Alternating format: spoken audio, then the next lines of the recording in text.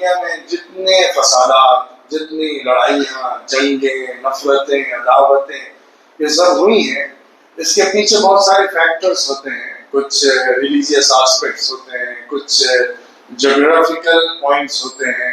مختلف اسباب اور عوامل کی وجہ سے قومیں ایک دوسرے سے لڑتی ہیں، گروپس ایک دوسرے سے ٹکراتے ہیں، ایک دوسرے سے مقابلے ہوتے ہیں. لیکن ایک بہت بڑا پہلو جس کو میں سمجھانا چاہتا ہوں آج کے خطبے کے ذریعے سے، وہ انسان کی فطرت اور طبیعت میں سپریمیسی کا احساس اور دنیا کو سمیٹ کر سارے ریسورسز اپنے ہاتھ میں کر لینے کی خواہش اور جذبہ. یہ چیز انسان کو اس حد تک پہنچاتی ہے کہ وہ اپنے بھائی سے لڑ بیٹھتا ہے. عربوں کا حال یہ تھا کہ جب رسول اللہ صلی اللہ علیہ وسلم وہاں نبی بنا کر مبعوث نہیں کیے گئے تھے تو وہ لوگ آپس میں جنگیں کیا کرتے تھے، لڑائیاں کرتے تھے. ایک ہی قبیلے اور ایک ہی بڑے خاندان کے لوگ آپس میں ہی بڑھ جایا کرتے تھے اپنی بڑائی کے اظہار کو دکھانے کے لیے اور اپنی عظمت کو تسکین پہنچانے کے لیے اور جنگ جوانہ مزاج کو پیش کرنے کے لیے. وَأَحْيَانًا عَلَى بَكْرٍ أَخِينَا إِذَا مَا لَمْ نَجِدْ إِلَّا أَخَانَا. ایک عربی شاعر کہتا ہے کہ ہم بکر خاندان کے اوپر چڑھائی کر دیا کرتے تھے، جو ہمیں میں سے، قریش میں سے، اگر ہمیں کوئی دوسرا جنگ کرنے کے لیے نہیں ملتا تھا. ہمارا مزاج، ہمارا ذوق، ہماری طبیعت ایسی بن گئی تھی کہ ہمیں جنگ چاہیے کیونکہ اسی پر ہم جیتے ہیں.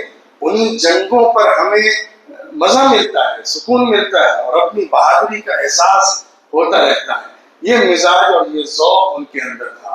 عربوں میں جو جنگیں تھیں، لڑائیاں تھیں، اس کی بڑی وجہ جو تھی وہ اپنی بڑائی کا احساس. I am the superior than the other one.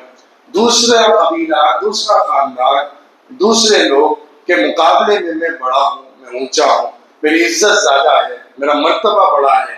اس احساس کی وجہ سے وہ ادنا درجے میں بھی کوئی اہانت اور ذلت برداشت نہیں کر سکتا تھا. آپ دیکھتے ہیں عربوں میں جنگ جو ہوتی تھی وہ گھوڑے میں مقابلہ کرنے میں ایک سوار نے اگر دوسرے کے گھوڑے کو ایک کچوکا مار دیا، وہ پیچھے رہ گیا اور یہ آگے بڑھ گیا تو اس پر جنگ چھڑ جاتی تھی. اونٹ کو جو پانی پلایا جاتا تھا گھاٹ کے اوپر جہاں پہ کنواں اور پانی وہاں پر نکالا کرتے تھے، تو جس خاندان کے اونٹ نے پہلے پانی پی لیا دوسرے کے اونٹ کو پیچھے کر کے، اس کی وجہ سے جنگ چھڑی اور اس نے اس کے اونٹ کو مار دیا. اس نے پھر مقابلے میں اس کو مار دیا جس کا اونٹ تھا. تو 40 سال تک وہ جنگ چلتی رہی. 40 سال تک وہ خاندان آپس میں لڑتے رہے، نسلوں کی نسلیں آتی گئیں اور ختم ہوتی گئیں، لیکن وہ جنگ ٹھنڈا ہونے کا نام نہیں لے رہی تھی. تو جب انسان کی فطرت بگڑتی ہے اور انسان کے اندر دوسرے کے خون کی خواہش جاگ جاتی ہے اور منہ کو انسانوں کا خون لگ جاتا ہے، ہم کہتے ہیں آدم خور درندہ. وہ درندہ، وہ جانور جنگل کا جو انسانوں کا خون پیتا ہے اور پینے کے بعد اس کو ٹیسٹ لگ جاتا ہے، پھر وہ انسانوں کا خون چاہتا ہے، اس کو وہ مزہ مل جاتا ہے انسانوں کے گوشت کا. ایسے ہی ہم لوگوں میں، انسانوں میں بھی ایسے ہوتے ہیں کہ جن کو ایک دوسرے سے مقابلہ کر کے جنگوں کی خواہش لگ جاتی ہے، چاہت لگ جاتی ہے، لذت لگ جاتی ہے. ان کو سکون ہی نہیں ملتا، مزہ ہی نہیں ملتا اگر وہ انسانوں کا خون نہ چوسے اور دوسروں کو مارے نہیں. یہ طبیعت کا حصہ ہو جاتا ہے، یہ مزاج بن جاتا ہے. اور میں تاریخ کا ایک طالب علم ہونے کی حیثیت سے آپ کو بتاتا ہوں، یورپ کی تاریخ بھی عربوں سے بھیانک ہے. جو اوریجنل یورپینس ہیں، جو ان کے ڈارک ایجز ہیں، اس کی تاریخ آپ اٹھا کے پڑھیے. بھیانک جنگیں، آپس میں ایک دوسرے کے خلاف ان کی لڑائیاں، یہ کروسیڈ وارز تک چلتا رہا، یہاں تک کہ اسلام کے مقابلے میں یورپ یونائٹ ہوا. پہلی دفعہ اپنی تاریخ میں یورپ اگر یونائٹ ہوا تھا تو وہ اسلام کے خلاف ہوا تھا، مسلمانوں کے خلاف ہوا تھا. اس کو مذہبی بنیاد پر، کرسچینٹی کی بنیاد پر ایک جھنڈے کے تحت چرچ کے انڈر لایا گیا. اور جو بڑے بڑے مذہبی لوگ تھے انہوں نے خطبات اور تقریریں اور نعرے دے کر قوم کو یونائٹ کیا کہ تمہارا مقابلہ مسلمانوں سے ہے، کیونکہ بیزنٹائن جو امپائر ہے اس کو ختم کرنے والے مسلمان ہیں جو سامنے آ رہے ہیں، ان سے مقابلہ کرنا ہے.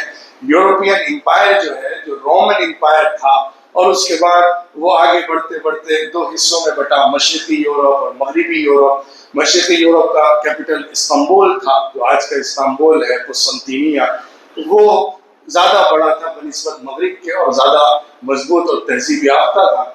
اس کا براہ راست مقابلہ مسلمانوں کے ساتھ تھا۔ اسی کی بنیاد پر انہوں نے مضبوط محاذ بنایا اور مختلف یورپ کے ملکوں سے، اٹلی، فرانس، جرمنی، ان سارے ممالک کے جو مذہبی لوگ تھے ان سب کو یونائٹ کیا اور اس کی بنیاد پر قوم کو اکٹھا کیا، اور پہلی دفعہ یہ سارے ملک مل کر مسلمانوں کے مقابلے پر آئے۔ لیکن بہرحال ان کو کامیابیاں نہیں ملی اور صلاح الدین ایوبی نے ان کو شکست دی۔ اس کے بعد بھی وہ جنگ برابر جاری رکھتے رہے اور مسلمانوں سے مقابلہ کرتے رہے۔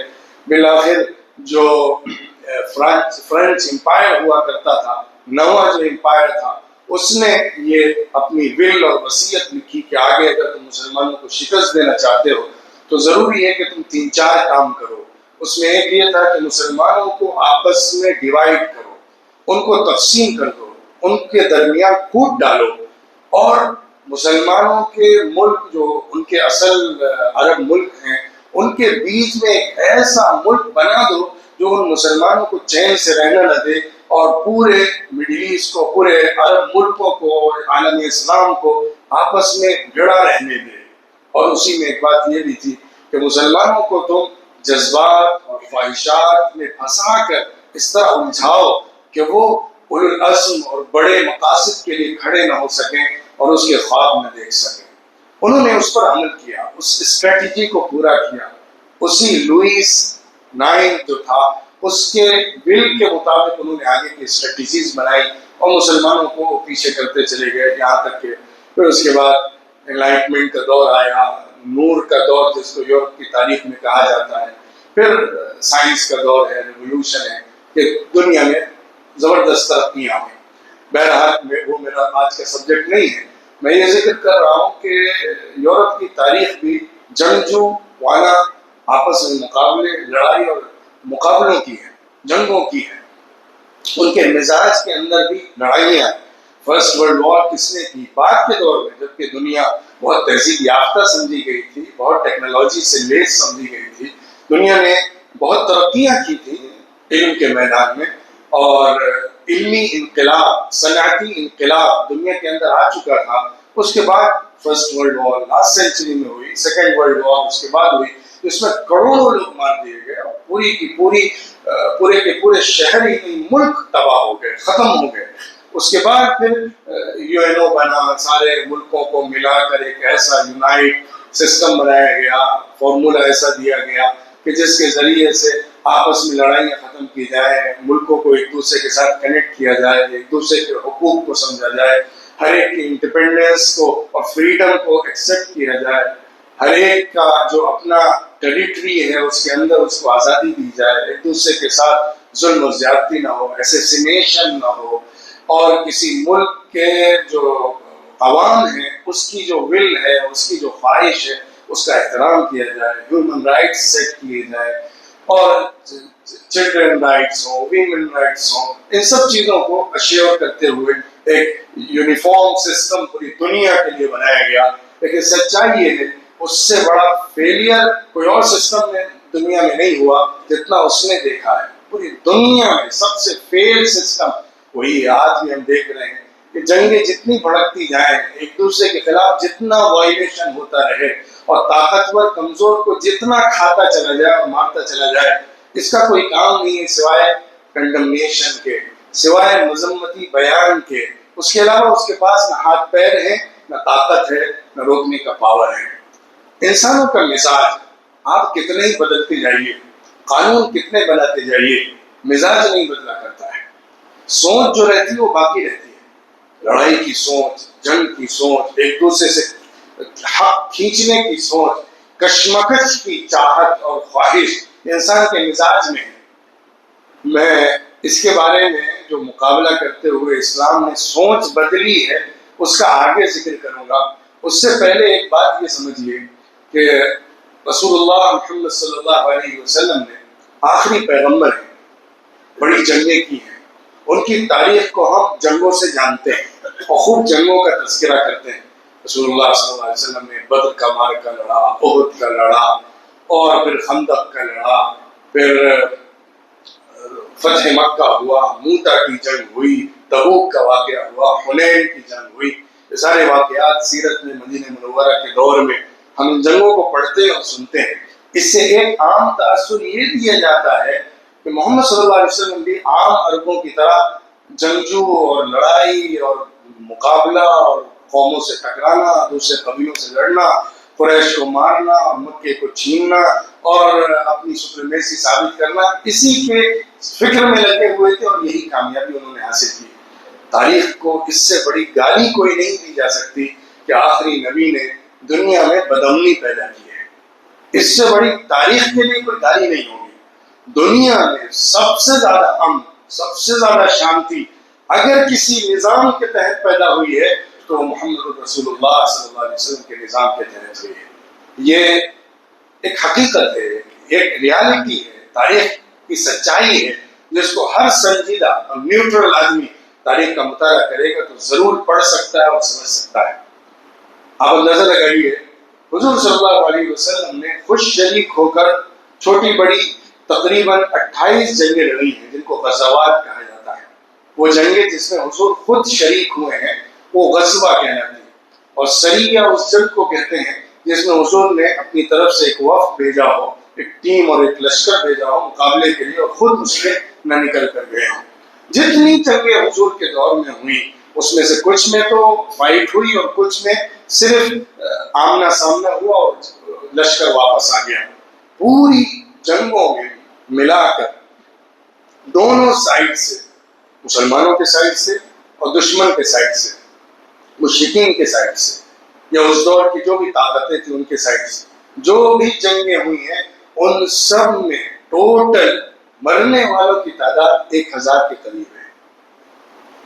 10 سال میں 28 جنگوں میں لڑائی جو ہوئی ہے، مختلف قبیلوں سے، قوموں سے، علاقوں سے جو جنگیں ہوئی ہیں ان سب میں ٹوٹل ملا کر اس سائڈ سے بھی اس سائڈ سے بھی مرنے والوں کی تعداد 1000 کے آس پاس ہے، کچھ اوپر نیچے۔ آپ ذرا اندازہ لگائیے، جس کو یہ ٹائٹل دیا جاتا ہو کہ اس نے دنیا میں جنگیں ہی بھڑکائی ہیں، وہ عرب جو 40 سال تک لڑتے تھے اور نسلوں کی نسلیں ختم کر دیتے تھے، انہوں نے جو جنگ کے اخلاقیات بنائے ہیں، جنگ کا ایک سسٹم بنایا ہے، جنگ کے جو اصول وضع کیے ہیں، لڑائی کے ایٹیکیٹ سکھائے ہیں، اس نے یہ طریقہ بتایا کہ جنگ بھی کرنی ہے تو کیسے کرنی ہے، لڑائی بھی ہونی ہے تو کیسے ہونی ہے، دشمن کے بھی حقوق ہیں ان کی رعایت کرنی ہے، اس طرح مقابلہ کرنا ہے۔ یہ حضور کا احسان ہے انسانیت کے اوپر۔ آپ یہ اگر پڑھیں گے تاریخ کو تو اس بات کو بخوبی سمجھ سکتے ہیں۔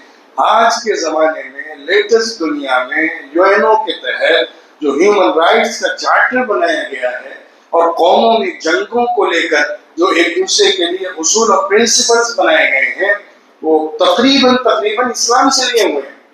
اسلام سے پہلے کوئی دعویٰ نہیں کر سکتا، یہاں تک کہ اسلام کے بعد بھی تاریخ میں کوئی قوم دعویٰ نہیں کر سکتی کہ ہم اپنی جنگوں کے اصولوں میں ایسے پرنسپلز رکھتے تھے، ہمارے پاس ایسے ضوابط تھے، ہمارے پاس ایسی اخلاقیات تھی، وہ مورالز تھے جو جنگوں کے ہوتے ہیں۔ کوئی قوم اس کا دعویٰ نہیں کر سکتی، نہ لٹریچر سے اس کو پیش کر سکتی۔ ہم پیش کر سکتے ہیں، ہم بتا سکتے ہیں قرآن میں کہاں لکھا ہے، حدیث میں کہاں لکھا ہے، سیرت کا واقعہ کیسے بتاتا ہے کہ جنگوں میں کیا اخلاقیات ہیں، کس کو مارنا ہے کس کو نہیں مارنا ہے، صلح کیسے ہونی چاہیے، امن کیسے قائم ہونا چاہیے، جنگ میں مقابلہ کس کے ساتھ کیسے ہونا چاہیے، میدان جنگ کے اصول کیا ہے، اور میدان جنگ کے باہر دشمن قوم کے جو لوگ ہیں ان کے حقوق کیا ہیں، جنگ کے ایٹیکیٹس اور اخلاقیات کیا ہیں، زبان کیسی ہونی چاہیے، معاملہ کیسا ہونا چاہیے، ڈیل کس طریقے پر ہونی چاہیے، کیا پرپوزلز پیش کیے جانے چاہیے، یہ تمام تفاصیل ہماری کتابوں کے اندر درج ہیں۔ جو بھی اس کا تفصیلی مطالعہ کرے گا وہ دیکھے گا کہ کس قدر ہیومینیٹیرین گراؤنڈ کے اوپر انسانوں کی جان اور مال کے تحفظ کو ایشور کیا گیا ہے۔ مقابلہ صرف اس سے ہے جو مقابلے کے لیے آیا ہے، جنگ صرف اس سے جو ہتھیار اٹھا کر ہمارے سامنے کھڑا ہے، اس کے علاوہ کسی ایک کو بھی مارنا جائز نہیں ہے، اس کی اجازت نہیں دی گئی، مذہبی لوگوں کو مارنے کی اجازت نہیں دی گئی، مذہبی عبادت گاہوں کو توڑنے کی اجازت نہیں دی گئی، عورت پر ہاتھ اٹھانے کی اجازت نہیں دی گئی الا یہ کہ وہ جنگ کے میدان میں کھڑی ہو اور مقابلہ کر رہی ہو. بچوں کو نقصان پہنچانے کی اجازت نہیں دی گئی, پیڑ پودوں کو کاٹنے کی اجازت نہیں دی گئی. جنگ کے اندر پہلے امن اور شانتی کا پرپوزل رکھنے کا حکم دیا گیا, وغیرہ وغیرہ. کتنے ہی احکامات ایسے ہیں جو اس دور میں نہ صرف کہے گئے بلکہ حضور نے اس کو برت کر دکھایا, پریکٹیکلی اس کو ثابت کیا. اور پوری تاریخ اور سیرت کے واقعات اس بات کی گواہی دیتے ہیں کہ اسی کا نمونہ پیش کیا گیا ہے. اسلام نے یہ نمونہ اور کردار بنایا ہے, پیش کیا ہے. اور اب اس کے بعد وہ بات سمجھیے جس کی طرف میں لانا چاہتا ہوں. اسلام نے سب سے پہلے انسان کے دماغ سے یہ خناس نکال کے باہر کیا کہ تم ہی برتر ہو اور دوسرے کمتر ہیں. یہ سب سے بڑی بیماری ہے, قوموں کو بھی لگتی ہے, خاندانوں کو بھی لگتی ہے, ملکوں کو بھی لگتی ہے, جس کی بنیاد پر انسان دوسروں پر چڑھائی کیا کرتا ہے, دوسروں کو مارا کرتا ہے, دوسروں کو کیڑے مکوڑے سمجھا کرتا ہے, جانوروں کی طرح ٹریٹ کرتا ہے. یہ مینٹالٹی زائنسٹ کی مینٹالٹی ہے, یہ کروسیڈرز کی مینٹالٹی ہے, صلیبیوں اور صہیونیوں کی, موجودہ اسرائیلی یہودیوں کی, اور وہ صہیونی مزاج رکھنے والے اور وہ صلیبی ذہن رکھنے والے جنہوں نے مقابلے کیے ہیں یورپ کے اندر ایشیا کے ساتھ جنگیں ہی چھیڑی ہیں. ویسٹ ایشیا میں جو آج جنگوں کی آگ بھڑک رہی ہے یہ کوئی نئی نہیں ہے, یہ سال ہر سال سے, ڈیکیڈ سے, بلکہ سینچری سے چل رہی. ہمارے ملک کو بھی کولونائز کیا انہی برٹشرز نے, انہی گورے لوگوں نے جو اپنے آپ کو بڑا سمجھتے ہیں. ان کی مینٹالٹی ہے. اگر آپ فیمائن کی ہسٹری پڑھیں, جو بنگال کا فیمائن تھا, ہندوستان کے اندر جو جھوٹے اور غلط طریقے پر شارٹیج کر کے کھانوں کے, غلوں کے ہزاروں نہیں لاکھوں لوگوں کو مارا گیا ہے. ایک ایک سال میں لاکھوں لاکھ لوگ ہمارے ملک میں مرے ہیں برٹشرز کی وجہ سے. وہ بھیانک تاریخ ہے. اگر آپ اس کو پڑھیں گے, آج تو دنیا ان تاریخ کو بھلا چکی ہے اور اس کو پڑھتی نہیں. اب ان گورے چمڑی والوں کو بڑا تہذیب یافتہ اور بہت اخلاق والا سمجھتے ہیں. ان سے زیادہ بھیانک اور درندہ صفت انسان میں, انسان روئے زمین پر کوئی نہیں. انہوں نے وہ جنگیں چھیڑی, وہ ظلم کیا. پہلے پورے مڈل ایسٹ نہیں پورے ایشیا کو کولونائز کیا, اس کے تمام خزانوں کو نچوڑ لیا, وہاں کے لوگوں کو بھوکا مار دیا, لاکھوں لاکھ لوگوں کو مار ڈالا. اور اس کے بعد پھر اپنے ہاں واپس جانے کے بعد دوبارہ سے ایشین ممالک کے اندر ظلم و ستم کی تاریخ دہراتے رہے, ریپیٹ ہی کرتے رہے. آج بھی وہ یہی کر رہے ہیں. ان کا اصل ٹارگٹ ایشیا ہے, ایشیا کے ریسورسز ہیں, چاہے وہ ایران ہو, چاہے سعودیہ ہو, چاہے قطر ہو. ان کو غلام ملک چاہیے, ان کو غلام ملک چاہیے جس کو وہ کولونائز کر کے اپنے امبیسڈرز دکھاتے ہوں, یا وہ لوگ بیٹھے جو پپٹ ہوں, جو ان کے چاٹوکار ہوں, جو صرف ان کے اشاروں پر ناچتے ہوں, جو اپنی کرسیاں اپنی لذتوں کے لیے رکھتے ہوں, قوم کے مفاد کے لیے نہ کھڑے ہوتے ہوں. ان کو ایسے غلام ذہن لوگ چاہیے جو صرف ان کی پالیسیز کو لاگو کرتے ہوں. اسی لیے کوئی بھی ایسی ریزسٹنس پاور جو ان کو آنکھیں دکھا سکتی ہو, جو ان کا مقابلہ کر سکتی ہو, جو ان سے آزاد ہو کر اپنی انڈیپینڈنٹ اسٹریٹجی بنا سکتی ہو, جو اپنے ریسورسز کو خود یوز کرنا چاہتی ہو, جو اپنے ملک کی اکنامی کو انڈیپینڈنٹ بنانا چاہتی ہو, جو اپنے ملک کی آزادی اور اپنے ملک کی طاقت اور پاور کو اپنے پیروں پر کھڑا کرنا چاہتی ہو, وہ اس کو کبھی قبول ہی نہیں کر سکتے. ان کے مزاج ہی میں نہیں ہے, کیونکہ وہ غلام قوم دیکھنا چاہتے ہیں, غلام ملک دیکھنا چاہتے ہیں. ہمارے ملک ہندوستان کے ساتھ بھی, آس پڑوس کے ملکوں کے ساتھ بھی, پورے مڈل ایسٹ کے ساتھ بھی ان کی یہی پالیسی ہے. وہ کسی ملک کو بھی اپنے پیر پر کھڑے ہو کر آزادانہ فورن پالیسیز اختیار کرنے یا سب سے بڑھ کر اکنامک پالیسیز اختیار کرنے کی اجازت نہیں دیتے. یہ ڈالر کا گورکھ دھندا کیا ہے؟ پوری دنیا کے اندر اس کے ذریعے سے جو جال بچھایا گیا ہے اور پوری دنیا کی اکنامی کو مانیٹر کیا گیا ہے اور سب کے اوپر کنٹرول قائم کیا گیا ہے, وہ ایک ڈکیتی ہے, وہ ایک ڈکٹیٹرشپ ہے, اکنامیکل ڈکٹیٹرشپ ہے, فائنینشیل ڈکٹیٹرشپ ہے, جس کے ذریعے سے سارے ملکوں کے اوپر اپنا قبضہ جمانا چاہتے ہیں. آج بھی وہ جنگ چھڑے ہوئے ہیں, وہ اسی تصور اور سوچ کی وجہ سے کہ ہم بڑے ہیں, ہم گورے لوگ ہیں, یہ براؤن لوگ ہیں, یہ بلیک لوگ ہیں. آپ دیکھیے یو ایس کے اندر بے پناہ سخت قانون بلیک اینڈ وائٹ کے ڈسکریمنیشن کے خلاف بنائے گئے. سچائی یہ ہے, اتنے زیادہ مضبوط اور ریولیوشنری لاز کسی قوم نے نہیں دیے ہیں، بہت مضبوط لاز ہیں، اس کا انکار ہی نہیں کیا جا سکتا کہ یہ جو ڈسکرمنیشن تھا کلر کی بنیاد پر، اس کو ختم کرنے کے لیے جو قوانین بنائے گئے ہیں، جو لاز بنائے گئے ہیں، وہ بہت زبردست ہیں۔ لیکن کیا آج کوئی کھڑے ہو کر کہہ سکتا ہے کہ ڈسکرمنیشن ختم ہو گیا؟ کیا لوگوں کے ذہن سے وہ سوچ مٹ گئی ہے جو گورے کو کالے پر فوقیت اور برتری دینے کی ہے؟ پہلے کی طرح آج بھی موجود ہے۔ ہمارے ملک کے اندر بھی چھوٹی ذات اور بڑی ذات کے درمیان جو فرق ہے اس کو ختم کرنے کے لیے کتنے سخت قانون بنائے گئے۔ ڈاکٹر امبیڈکر صاحب خود بھی چھوٹی ذات کے تھے، اس لیے انہوں نے بہت طاقت کے ساتھ اس بات کو رکھا، اور بھی جو ڈیلیگیشنز تھے ہمارے قانون ساز اسمبلی کے، اس کے اندر یہ بات اشیور کی گئی کہ جو کمزور ذات ہے اور جن کو دبایا گیا ہے پوری تاریخ میں، ان کو حقوق دیا جائے، ان کے ریزرویشنز دیے جائے، ان کو اوپر اٹھایا جائے۔ کتنے سارے اس کے لیے اسٹیپس لیے گئے، ان کو ذلیل کرنے یا ان کو کمتر کرنے کے لیے کوئی بات بھی کہہ دی جائے تو اس کے اوپر سخت سزا رکھی گئی، اس پر قانون بنایا گیا۔ لیکن کیا وہ سوچ مٹ گئی؟ کیا وہ مینٹالٹی بدل گئی؟ کیا بڑی ذات اور چھوٹی ذات کا فرق مٹ گیا؟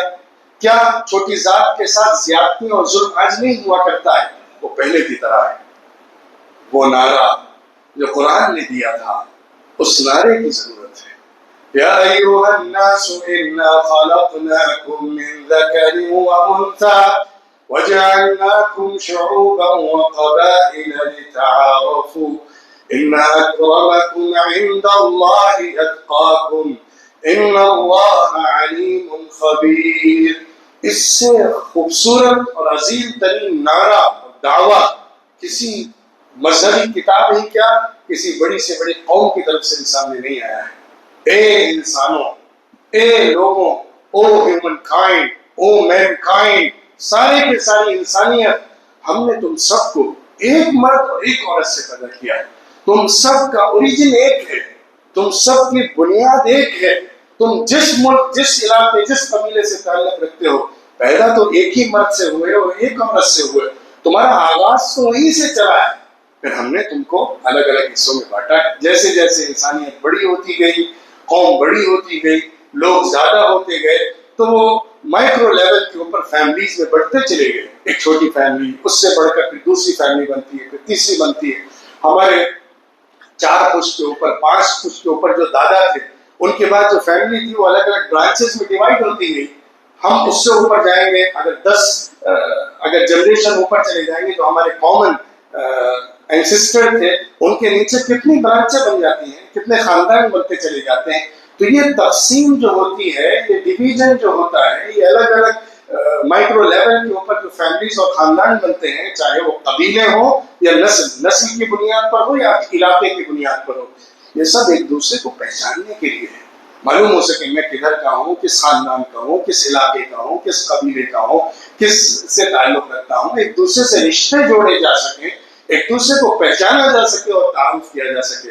خوب یاد رکھنا، کان کھول کر سن لو، تم میں سے کوئی بھی اونچا اور نیچا نہیں ہے، تم میں سے کوئی بڑا اور چھوٹا نہیں ہے، تم میں سے کوئی عزت دار اور ذلیل نہیں ہے، مگر وہ جو پیدا کرنے والے کے زیادہ قریب ہے، اس کا خیال رکھنے والا ہے، اس کا تقوی اختیار کرنے والا ہے، اس کے پسندیدہ طریقے پر زندگی گزارنے والا ہے، اس کے نظام کو اڈاپٹ کرنے والا ہے اور اس کے مطابق اس کو راضی کرتے ہوئے جینے والا ہے، اسی کو عزت ہے، چاہے وہ جس خاندان کا ہو، جس قبیلے کا ہو، جس علاقے کا ہو۔ اس سے بحث نہیں ہے، وہ پیدا کرنے والے کے کتنا قریب ہے، وہ پیدا کرنے والے کے احکامات کا کتنا لحاظ رکھتا ہے، وہ اس سے کتنا ڈرتا ہے، وہ اس کے سامنے اپنے آپ کو جواب دے کتنا سمجھتا ہے، وہ اپنے کاموں میں آخرت کو لے کر کتنا سنجیدہ ہے، اس کی بنیاد پر اس کی عزت اور بڑائی ہے۔ اس کے علاوہ کوئی کرائٹیریا نہیں ہے عزت اور بلندی کا۔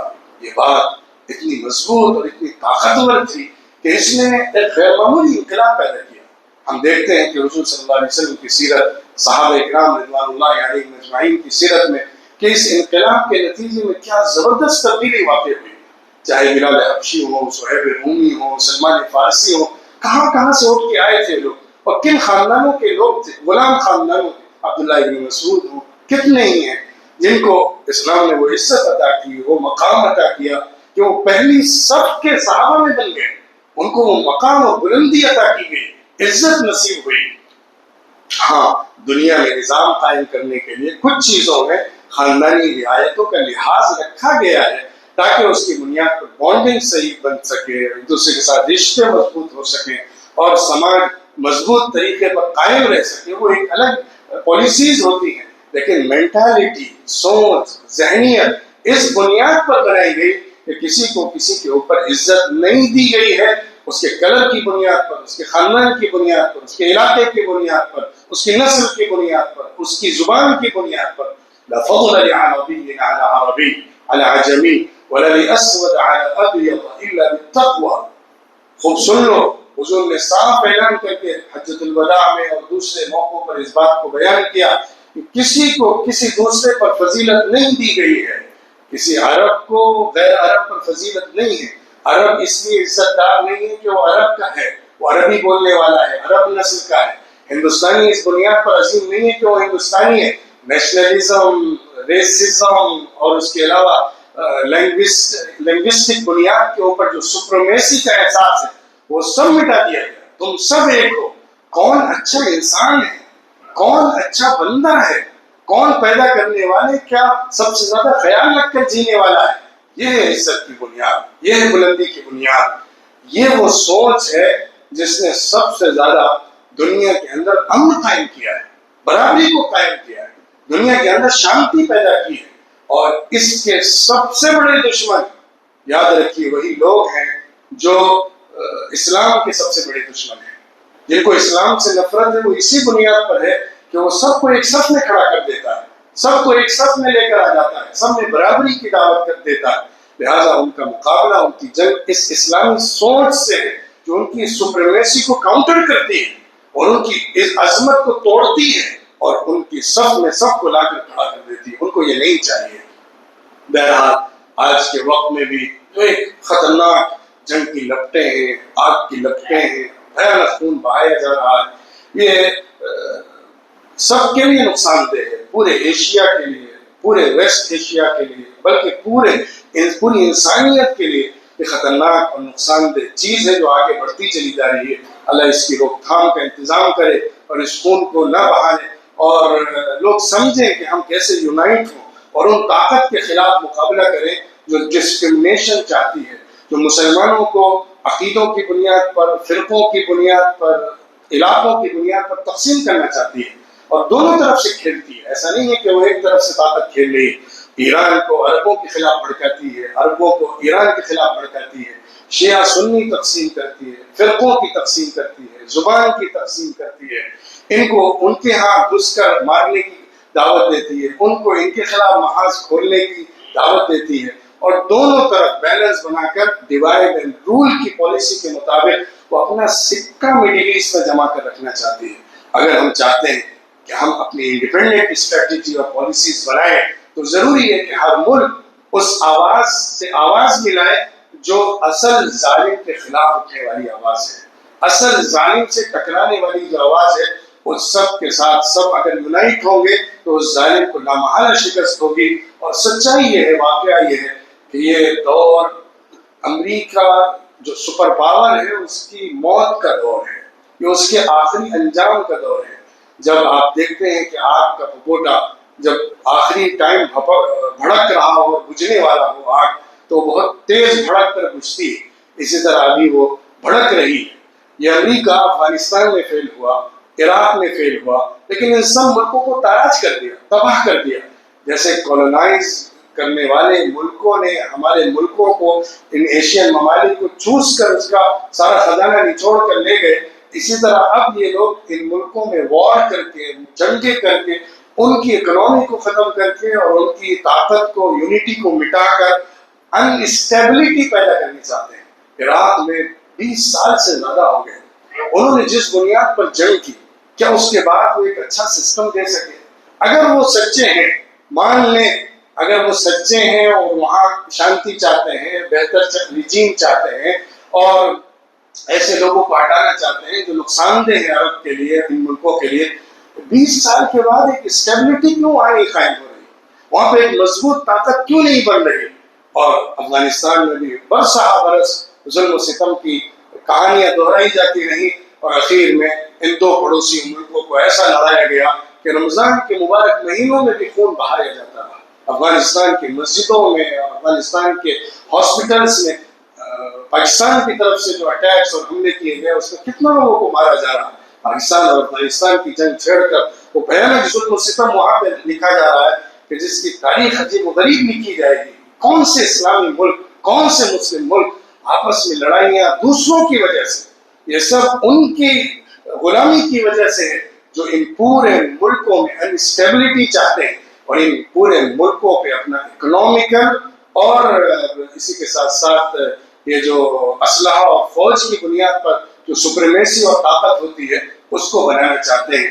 ہمیں ان کی غلامی سے باہر نکلنا ہے، سوچ کے اندر بھی اور پالیسیز کے اندر بھی، تبھی ہم اپنے پیروں پر کھڑے ہو سکیں گے اور اپنے ملکوں کو مضبوط بنا سکیں گے. اللہ ہمیں اس کی توفیق عطا فرمائے. مسلمانوں کو بطور خاص اسلام کی بنیاد پر اتحاد کی توفیق عطا فرمائے. اور اصل جو ظالم اور دشمن طاقت ہے تو پورے مسلمانوں کو عالم اسلام کا نقشہ بدل دینا چاہتی ہے اور گریٹر اسرائیل کا خواب دیکھ رہی ہے، اس کو شکست دینے کی توفیق عطا فرمائے. وآخر دعوانا ان الحمد للہ رب العالمین.